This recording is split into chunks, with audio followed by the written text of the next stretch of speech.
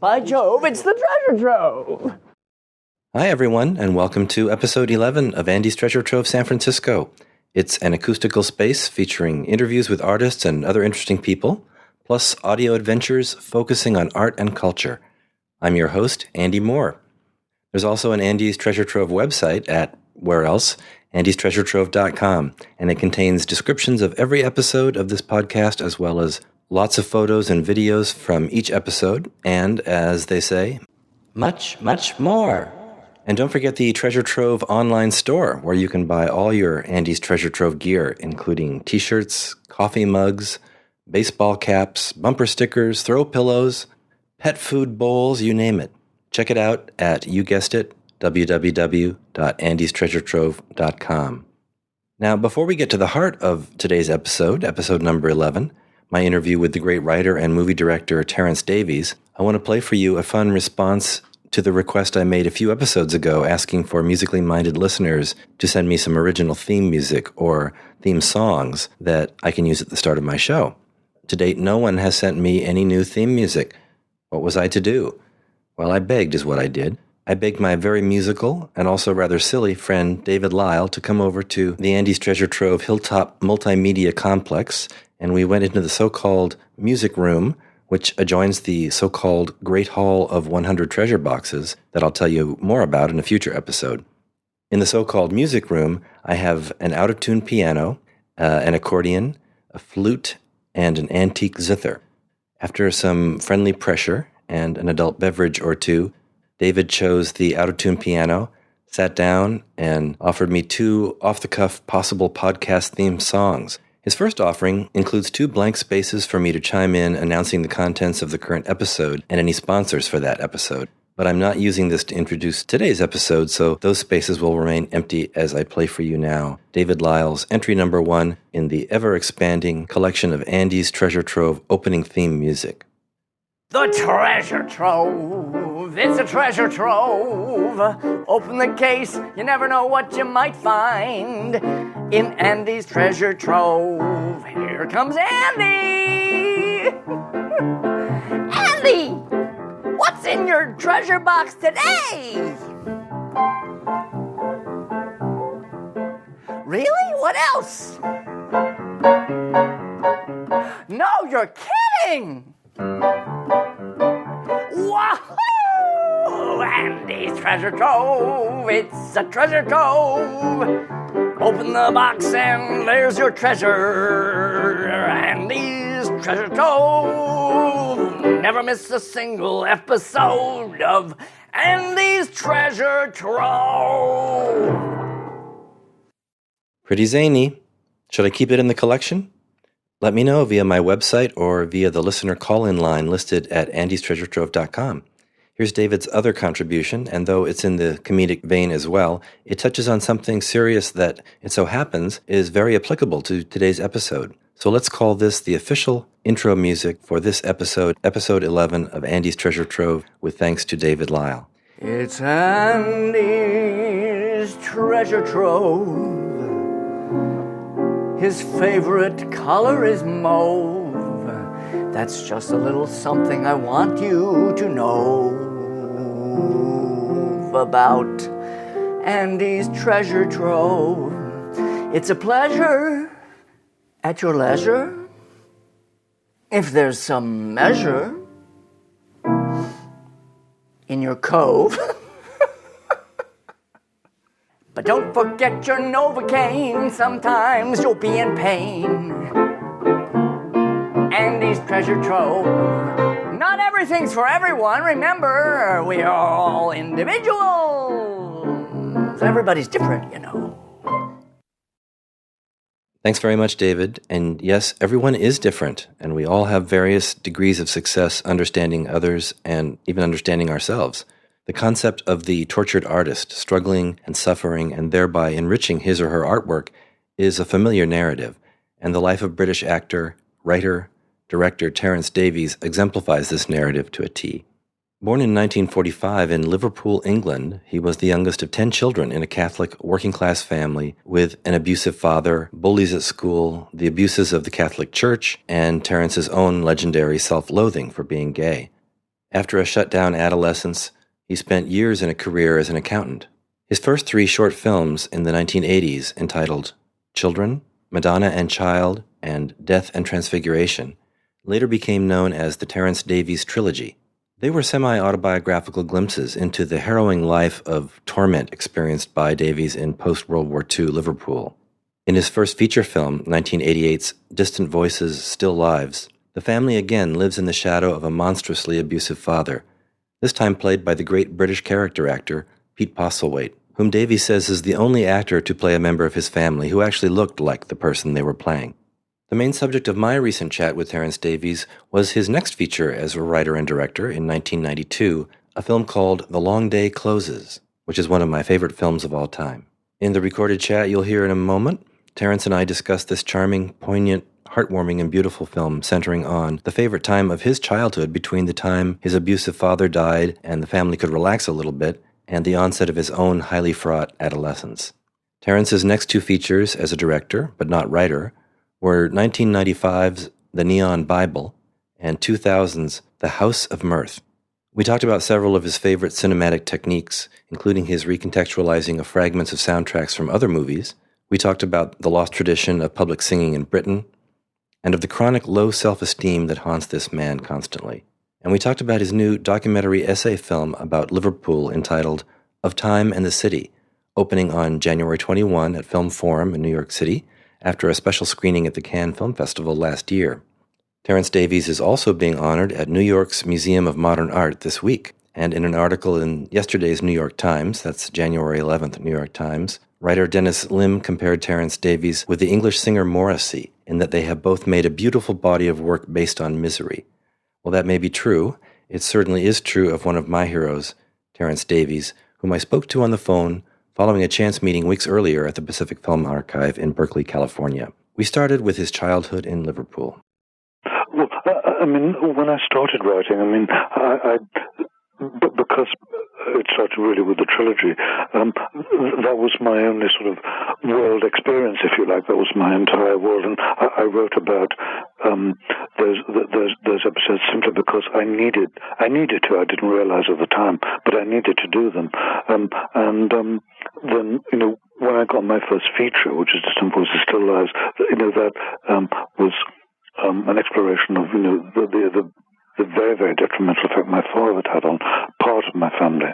And then Long Day Closes was the second of the features, but because after my father died, it was as if there were like 2 families, if you see what I mean. And I wanted to write about that separately, because when I made Distant Voices, I was too inexperienced to write about an entire family like that. So I confined Distant Voices, Still Lives to my 2 older sisters and eldest brother, my mother and father, and then Long Day Closes was specifically about me, and so I then did it with my other sister and my other 2 brothers, did it that way, because as you know, there's no reference to my father at all in Long Day Closes, but it was that was my only sort of way of getting those stories out by writing about them. Well, your father's character, whereas he does not appear in The Long Day Closes, he's present in a way simply by his obvious absence. Yes, I suppose that's true, because once he died, we began to live. Mum was able to go out, and people came to the house, and all the things that that we weren't allowed to do when he was alive, and that house became a kind of magnet. The people came there all the time. All my brothers and sisters' friends came. There always seemed to be something to celebrate, and if there was a wedding, my first sister who got married was Maisie, and that wedding lasted about a week. Everyone kept on coming in, and there would be drinks and then another party, that kind of thing, which would have been unthinkable when he was alive. Well, Bud, the character who's about 11 years old in The Long Day Closes, you've made it clear, is an autobiographical sketch of yourself. Mm-hmm. Talk to me about trying to have another person embody yourself in a work of art like this, and the process you went through, not only in conceptualizing the script, but also in casting the actor who played Bud. Well, it's not as sort of daunting as it sounds, really. And what was the difficulty in writing both features was what to leave out. That was the difficulty, because so much had happened. And the difficulty with casting anyone, whether it's me or the rest of my family, is that you're not trying to find somebody who looks like you, or looks like your sisters or anything, with the exception of Peter Postlethwaite, who played my father. He actually looks like my father, but that was coincidental, because other people can't be you. They can't be your family. So you're actually trying to find something in them where there will be a presence on the screen that will be believable, because they're not you. They're not your family. So you have to realize that there's a difference. And once you've written something down, as in both features, it changes. A lot of things did happen, but they didn't happen in that order, because memory doesn't work linearly, it works cyclically. So, and other things were, things which were important became small events became big events.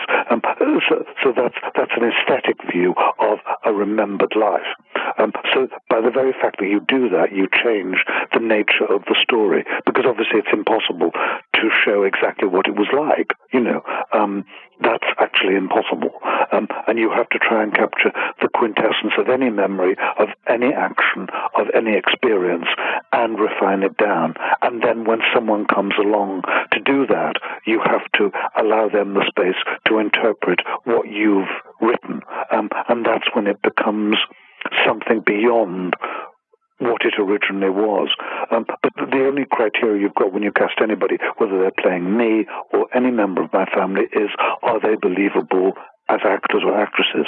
That's what, because if they can look like you and they can be very nice people, but if they can't act, then you've got a problem.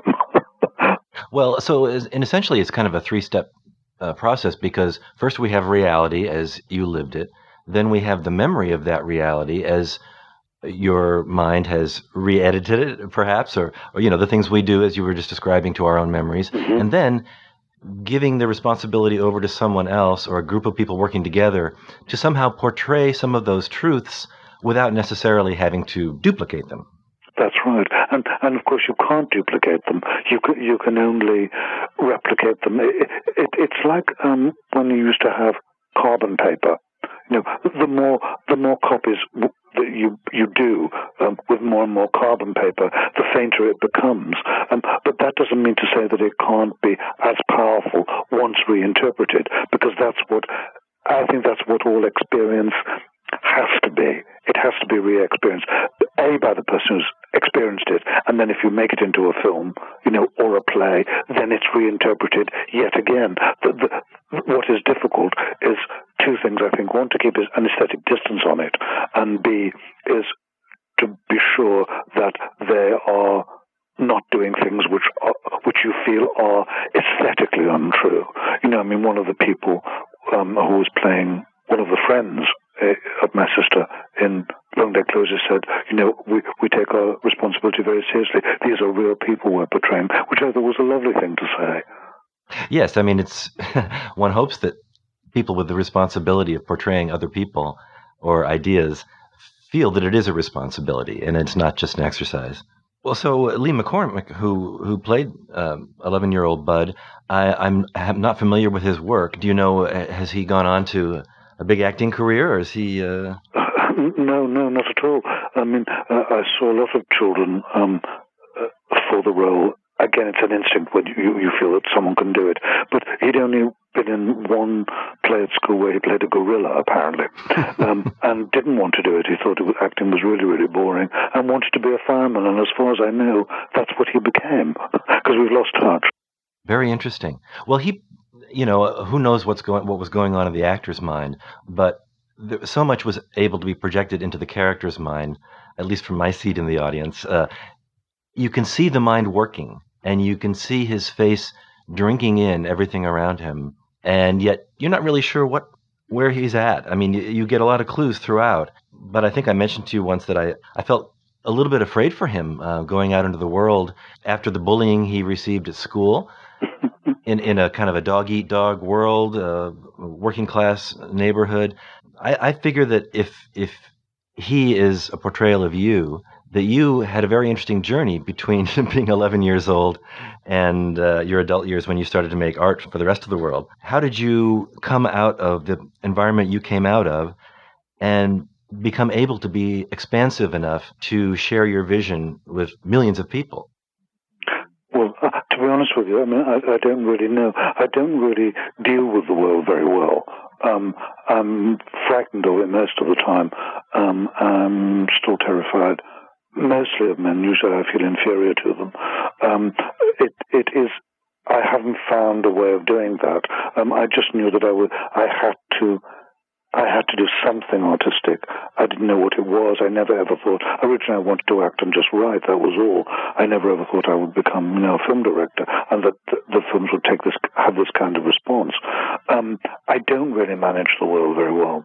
One of the blights on my life is the fact that I've got a large working class Catholic family, and I was very, very devout. I really did believe. And then I lost my faith after, years of trying to be forgiven for being gay, which actually has ruined my life. I hate it. I shall go to my grave hating it. And it is a real burden.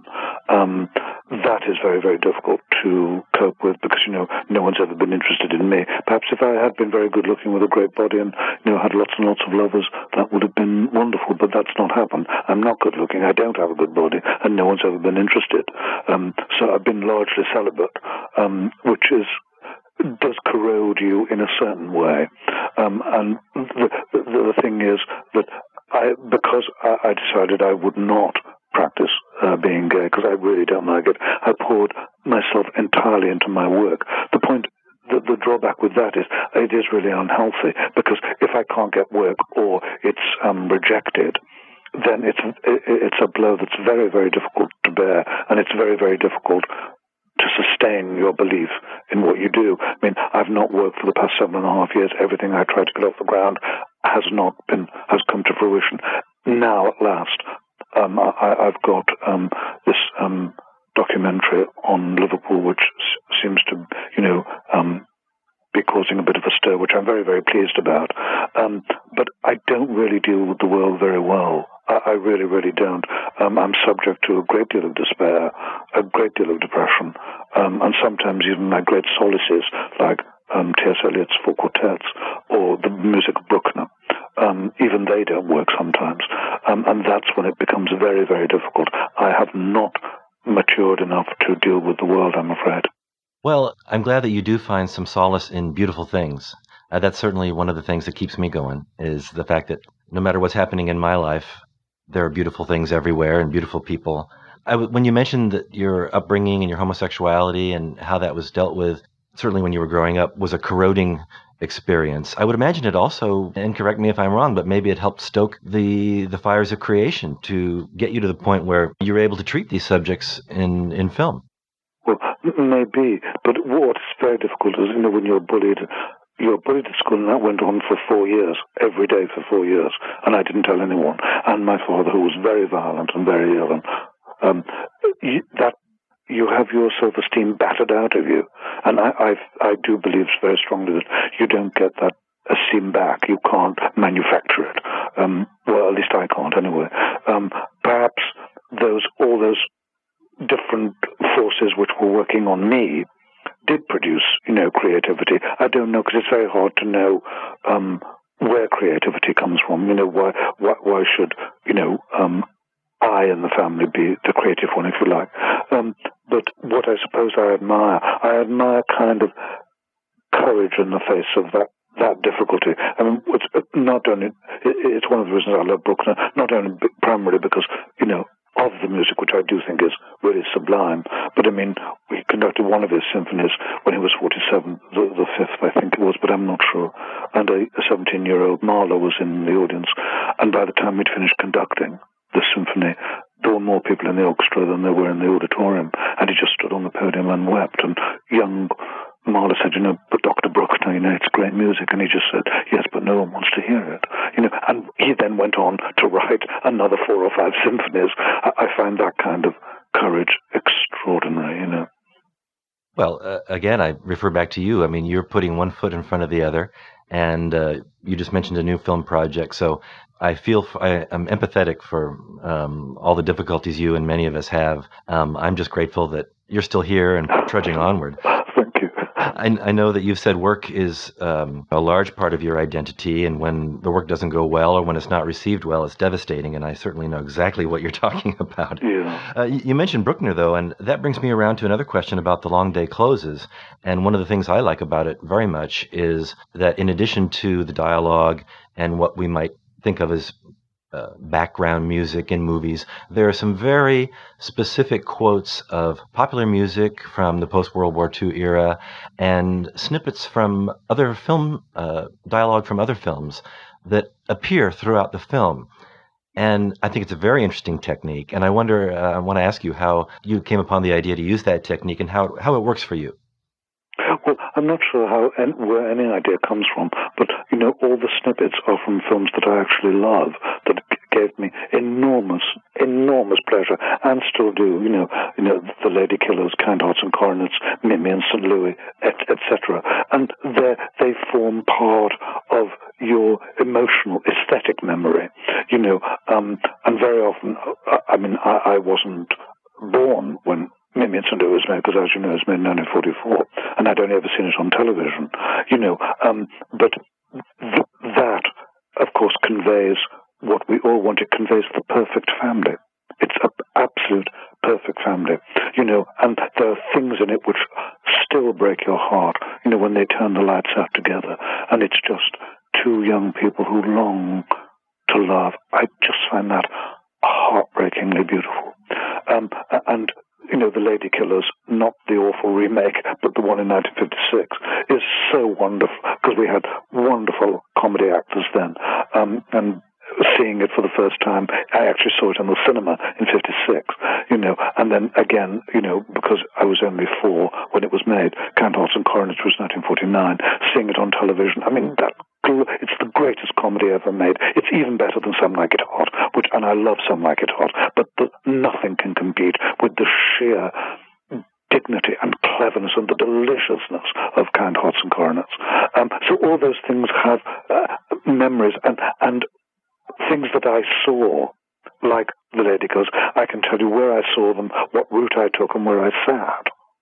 I mean, it's that vivid. So that's where they were in. Getting back to The Long Day Closes, the character Bud discovers a whole new world in Hollywood musicals. Spends a lot of time kind of in a trance in the audience of the movie theater. That reminds me of what has to be, for me, one of the most interesting openings to a film ever. And again, we're talking about The Long Day Closes, when after some credits with some classical music, and forgive me, I don't know what music it is, but they're very... It's Boccherini's Minuet, which is played throughout The Lady Killers. Oh, okay. Everything connects. Well, anyway, we get this lovely music and a whole lot of credits.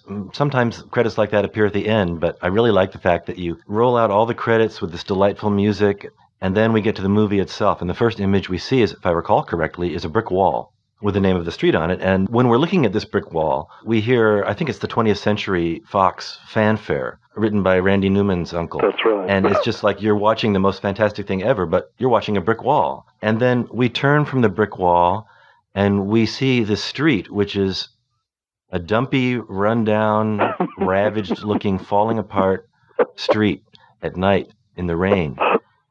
And we hear Nat King Cole singing Stardust. And you know, before you see anything more about the film, that this is not going to be a sit back and just enjoy it film. This is going to be a film that you can really engage in. So thank you for that moment. That's a very... I know where I was when I saw that for the first time. So that's... Thank you. Another thing I really love about the film, and the reason we're talking about this film, I must say, is because it's one of my favorite films of all time. The visual style of The Long Day Closes, it's been written about and talked about a lot. You can almost taste it. It's so savory. The light, the camera movement, the soundtrack, which we've just been talking about. I'm very interested in how you worked with your cinematographer to create that visual world, apart from the soundtrack. Well, what I do with every film, I make lots of tests, so we get a look. They wanted to try and recreate old three-strip Technicolor, which is absolutely gorgeous, as you know. And so, and once you've got the look, then the style, is there already. I mean, you've got to work out the look first, and then you then work out technically how you can do things. Like, I mean, Christ revolving on the cross. Of course, he doesn't revolve at all. It was the camera that was moving. It did, I think, 9 different things at the same time, and it took 9 hours to set up, rehearse, and shoot. It's about texture. When I was a child, I was on my own a lot, although I never felt lonely as a child. But I looked at things. I looked at textures, light on the floor, where the walls were, we had this wallpaper was called anaglypta, which had patterns on it, which when it was painted, had real deep texture to it. So it was about texture as well. It can't just be, a recreation of the 50s. And also there, technically, what you get in a lot of films which are about the 50s, say it's set in 1956, you get everything that was right in 1956, which is actually nonsense. Because those days, you had furniture, for instance, that went back to before the First World War, or just after the war, because there was no credit like there is now. So if you couldn't afford to buy something, you had to either be given it or buy it secondhand. So there was all that texture as well as the clothes. So it was all about texture as well, and trying to get that right. I mean, Christopher Hobbs, who designed it for me, is a wonderful, wonderful man. I mean, when the front door and the parlor door, the vestibule door open, Bud sees it open. They are, in fact, that was a little miniature set on a greased surface, which we just pulled apart. But they're actually miniature. I had no idea. That's amazing. Yes.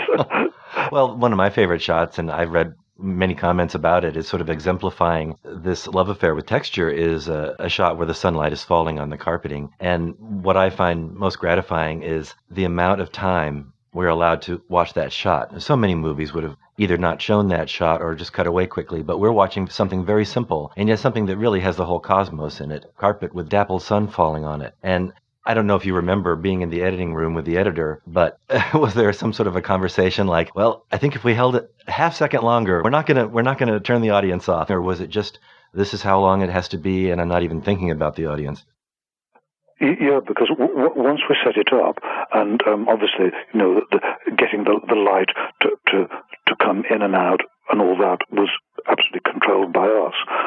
But it was actually shot to the George Butterworth music, A Shropshire Lad, so that determined its length. And so that when we got into the cutting room, we then re-recorded the George Butterworth Shropshire Lad, and we just put it to it. I mean, but it was determined.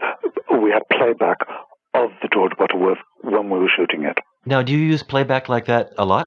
I have done, yeah, because I certainly think that if you're moving the camera either in a track or a crane to music, and you've got to clear it first, then you have to have that as playback. Certainly, it determines to make sure that all the tracks, say at the end, that the overhead tracks are all the same speed. But also, what is incredible was that as soon as you begin to play it, the whole crew come alive. You can understand why in the silent movies they played mood music on set, because it really does work. I know that you were made a Fellow of the British Film Institute in recognition of your outstanding contribution to film culture. Tell me what that was like and what you feel about it now. Well, it didn't seem to have anything to do with me, because I don't see myself like that at all. I mean, I just don't.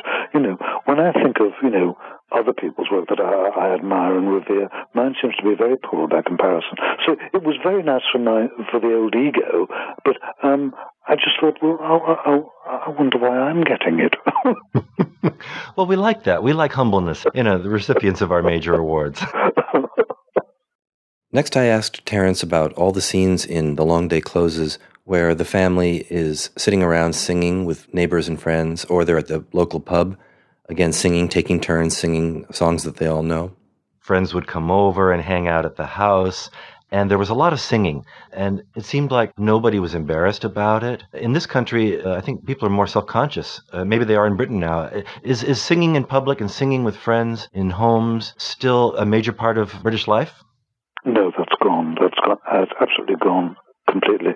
With the introduction of games in pubs and jukeboxes and things like that, no, that's gone. And also the nature of popular music has changed. Popular music isn't meant to be reproduced, because usually, and when it is, the lyrics are usually so awful. You're glad you didn't hear them in the first place. But when I was growing up, Cole Porter was still alive and writing. Those songs were meant to be reproduced, and people did sing. And a lot of people, particularly in my family, had very good voices. My mother had a lovely mellifluous voice, and two of my sisters did, my eldest brother.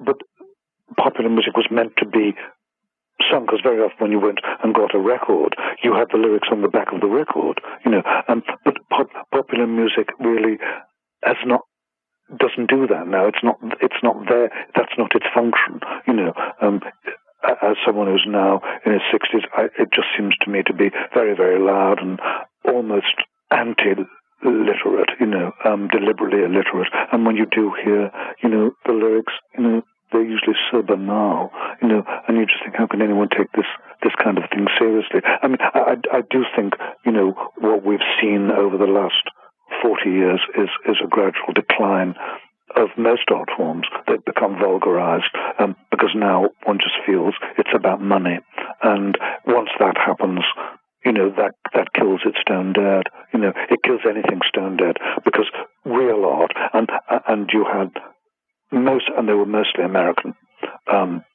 wonderful songwriters, who had really honed their craft. Rodgers and Hart, Rodgers and Hammerstein, Hoagy Carmichael. God, one could go on and on. Cole Porter, one could go on and on. That is an extraordinary output from the late 90s, the 1890s, to the mid-50s, the great period of American songwriting, which was poetry for the ordinary person. Some of the lyrics by Lorenz Hart are heartbreaking, and wonderfully romantic as well. That isn't the case anymore, in my opinion. That's why I don't listen to pop music. That's why having to listen to it at all is sheer torture. If it's I go into a shop and they're playing it, I walk out straight away, because I just feel, kill me now. I cannot bear this noise. I just think, particularly pop music, has just become commercially grotesque noise. Then I asked Terence about his new film, a portrait of Liverpool, entitled Of Time and the City. I heard a rumor that it's going to the Cannes Film Festival. Yes, and it's getting a special screening at Cannes, no less. And basically it's about the city from 45, when I was born, to the present day. But again, it's about the nature of memory, the nature of time, and what it felt like being there in that time from 45 to 73, which is when I left to go to drama school. And then going back and revisiting that alien landscape. It's about that. There's a lot of poetry, there's a lot of prose, there's a lot of music, and it's 72 minutes long. You referred to it as a documentary, and yet it sounds more like an essay, really. Well, it is really, but because it's non-fiction, then that's the only thing which covers it. Really, documentary, but it is actually an essay. You're actually right, and someone who saw a rough cut said it's also a eulogy and a love song to Liverpool, which was a lovely way of putting it.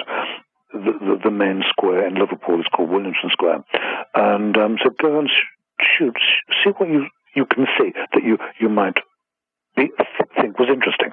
And they came back with a lot of footage. There was people just milling around, but a lot of in there was a lot of people with young children. Now, when I was growing up on the radio, there was a thing called on the BBC called Listen with Mother, and it had a theme tune, and it's the Berceuse from the Dolly Suite by fraught. And as soon as I saw that footage, I said, just take out all that footage that's with children, and let's play the Dolly Suite underneath it. And it works. That was what things like that do make me terribly excited, because I had no idea what they would come back with, and then you get a sequence because it triggers a memory within you. I find that wonderful. That was incredibly liberating. Whether it was lurking in your subconscious mind and just waiting to come out, or whether it came out of left field and was a gift from the gods, or however you want to put it, it's like alchemy.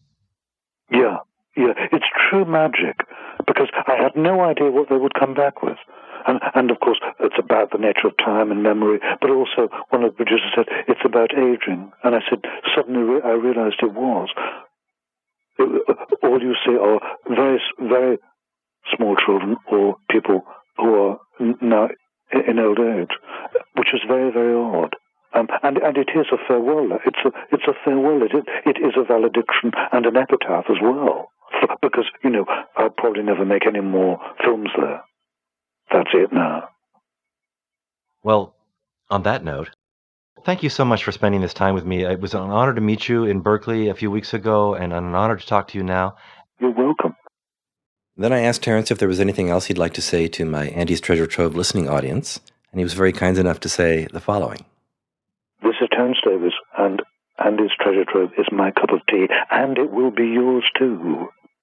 A very charming man, and a great artist in my estimation. I urge you to rent or buy his films, especially The Long Day Closes, and see what we've been talking about, and see Terence's new film about Liverpool, Of Time and the City, just now coming to the USA. I want to thank Terence again for having a recorded chat with me from London, and you can see a photo of both of us at the Pacific Film Archive on andystreasuretrove.com.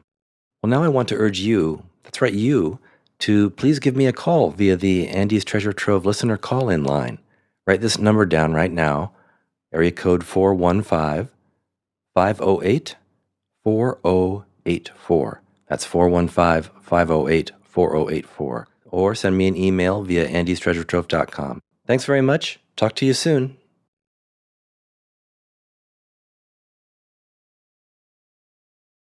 All rights reserved. Andy Moore and Treasure Trove Productions.